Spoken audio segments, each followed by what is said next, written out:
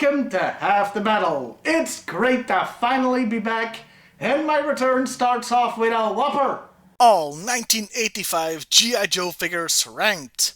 Now, spoilers, but 85 was one of the very best years for G.I. Joe, so the best and good tiers are gonna be beefy. Now, I want to take some feedback on these ranking videos into account. Some have said they wanted a straight best to worst list, or worst to best. But this already is that, though I admit I haven't explained it properly. You see, the position of all figures in a single tier isn't random or alphabetized. It actually goes from my favorite to least favorite in that tier, so you should read it as such. Speaking of tiers, I've gone ahead and added one.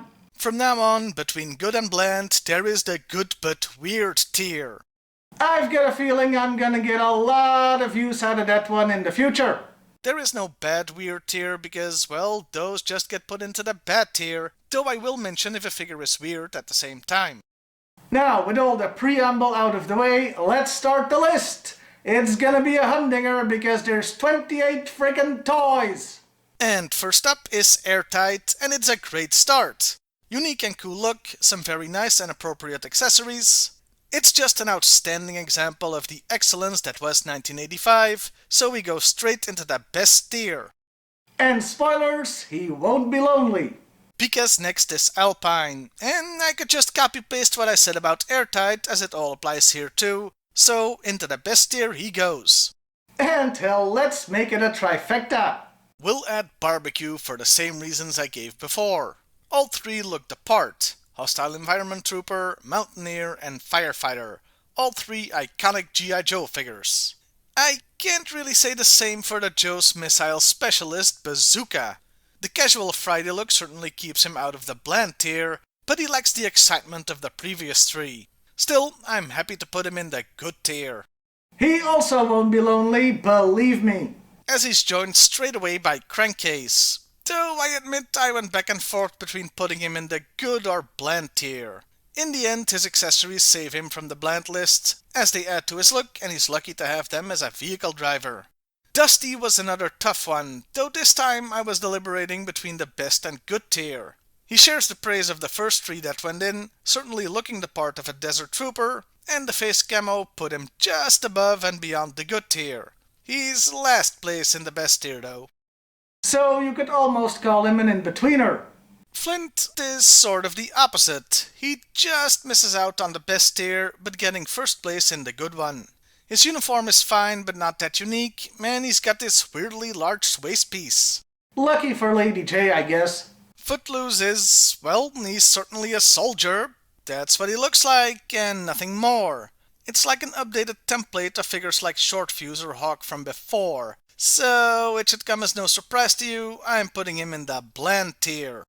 A tier that's just barely avoided by the next entry. Frostbite. Snowtroopers have a habit of being on the bland side because they kinda have to be mostly white. That's what got Snowjob there. But Frostbite has enough unique detailing that he avoids it and lands in the good tier. Like I said, just barely though. Doing better in this tier is Heavy Metal, who looks great and like a real tank jockey. He does have a hard to find and very expensive accessory, his microphone. That may send some collectors into despair and relegate him to the worst tier out of frustration. But I won't let this affect the ranking. Okay, maybe I'll just put the Mick itself in the worst tier. Now to Keelhaul. Should he even be here? Back in 85 you could only get him if you bought the USS Flag, making him the rarest figure ever until he was made available as a mail-order figure years later. Still, on its own, the toy goes into the good tier thanks to the unique look.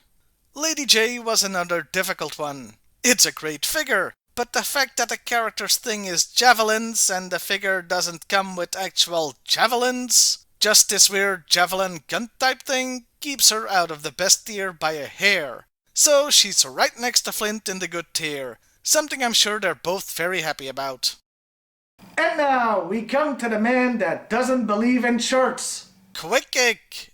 Okay, he's a total Bruce Lee ripoff, but Bruce Lee is cool and it's not like ripping him off doesn't happen all the damn time. Still, this guy looking like this is part of an elite military unit. So yeah, this is why I relented and added the good but weird tier. And welcome to its inaugural member, Quick Kick. Now, this ranking is about the toys, not the personalities. If it was, then one Hector Delgado, especially as seen in the cartoon, would need a tier above best. But as it stands, the figure of Shipwreck makes it into the good tier. Hello, Sailor. The next figure requires no introduction. Yeah, number one spot in the best list, no contest. Snake Eyes version 2 has that iconic outfit, great accessories, and those include a freaking wolf, and some actual paint applications. No duh, he ends up where he is. Look, I may not be too fond of the character, And y'all pay homage to the man! Woo! But yeah, I gotta pay homage to the great figure here. The next toy is Starduster. He may be a Frankenstein figure with no original parts, but they still managed to make him look unique and a great follow-up to Grand Slam as the Jetpack Trooper. Too bad he was only available through mail-in as part of the GIJoe serial promotion. By the way, GIJoe.com lists him on the 1985 page because he might have been available at the very end of that year, but the actual page of him lists the toy as being from 1987. I'm just including him here to get it over with. And he goes into the good tier. The penultimate Joe is Tollbooth, someone who also looks right out of the Village People. We almost got the full band. It almost made me put him in the weird tier, but he's just not weird enough, so into the good tier he goes. And lastly, There's Tripwire! oh. This is the original Tripwire. This is Tripwire version 2. Look how they massacred my boy. Yeah, this version, or Listen and Fun Tripwire, is hideous and the first example of a recolor gone horribly wrong. Congratulations! It's the first figure to go into the worst category. We call him Listen and Fun Tripwire because he came with an audio cassette and unique packaging bearing that name. And those were all the GIJoe team figures ranked. But we're not done, as we've still got the bad guys to go. We're starting with Buzzer. Yeah, notice how I said bad guys and not Cobra, since the Dreadnoks are technically their own faction. Actually, you know what? This video is already taking a long time, so we'll deal with all three bikers without a heart of gold at once. Buzzer, Ripper and Torch all go into the good tier in that order. All three are bikers but look very unique and all have cool accessories. I like Buzzer the best, followed by Ripper and then Torch. I'm a bit biased here since, for some reason, Torch was left out of the Belgian and Dutch GIJoe releases. Weird. By the way, I feel I should mention that even though 1985 introduced a ball joint head, the Noks, as well as a few of the Joes, didn't have that upgrade yet, meaning they were probably designed for 1984, not counting Tripwire, who's a repaint, and Starduster, who was cobbled together from older molds. Anyway, next is the Crimson Guard. Ta-da! Yeah, I've said often enough that this is my favorite figure of the entire original line, and even GIJoe in general, so it should come as no shock to you he's number one in the best tier. I was half tempted to add a tier above that just says Crimson Guard. Another great Cobra army builder is the Eels. While clearly a frogman, it looks much more unique than the GIJoe equivalent of the time, Torpedo. The great set of gear really completes the figure, so he joins the Crimson Guard in the best tier. Behind it, obviously. we're sticking with water troops. As the Lampreys is next. And it's another tough choice. He had one leg in good and one in weird, but it was really hard to decide. Like, even when writing this very paragraph, I was still going back and forth. Okay, he goes into the good tier, but he might take his vacations in the weird one. And somebody who wants to take vacations in cold spots is the Snow Serpent. Another incredible looking figure with an awesome set of accessories.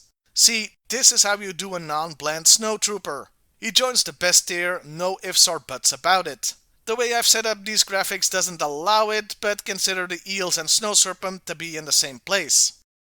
Okay, we're almost done. As we come to the Televiper. Like the Lampreys, it was a hard choice between good or weird. But here I came to my decision pretty quickly, and I'm putting him in the good tier.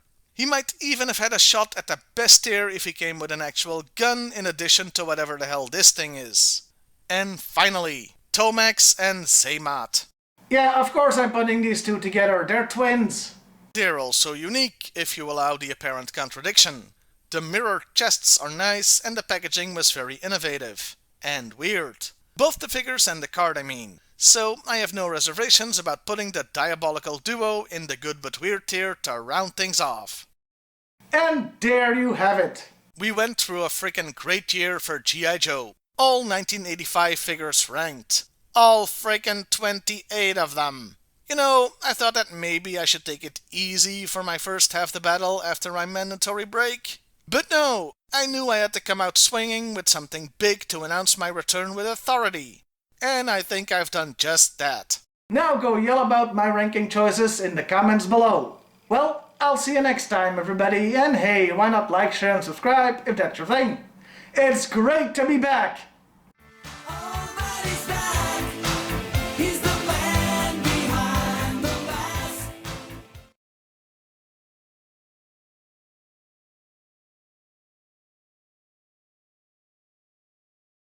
And your bollocks did up good, you did. Actually, you know what? This video is already taking a long time, so let's deal with all three